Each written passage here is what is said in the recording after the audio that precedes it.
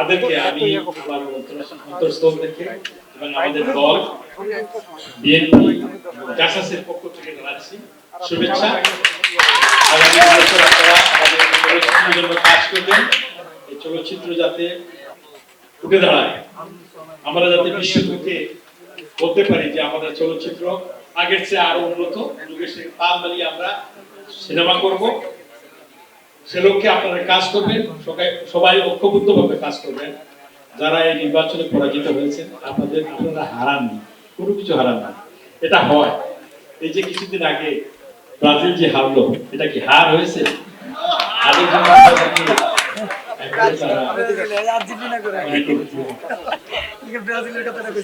হ্যাঁ, মিশরের জন্য তো মিশর তো আমাদের খুব পাশের একটা দেশ।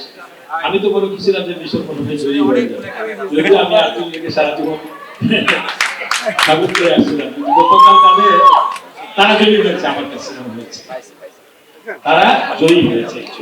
আপনাদের সকলের কাছে আশা করব যে আমরা এখানে আসব, আমরা যারা এখানে আসি আপনারা পরিবেশটা এখন সুন্দর করে রাখবেন। যারা নেতৃত্বে আছেন আমার ছোট ভাই শিবাসান দক্ষ একটা মানুষ, পরিশ্রমী মানুষ, এবং ছোট ভাই জয় চৌধুরী, তারা অত্যন্ত পরিশ্রম করেছে। আশা করছি তারা যেরকম পরিশ্রম করেছে নির্বাচনের আগে এরকম পরিশ্রম চালিয়ে যাবে যতদিন তারা থাকবে। এই 2 বছর আগে থাকবে, তাহলেই কিন্তু আমরা বুঝবো যে তোমরা মনে প্রাণে ভালোবাসো চলচ্চিত্রকে।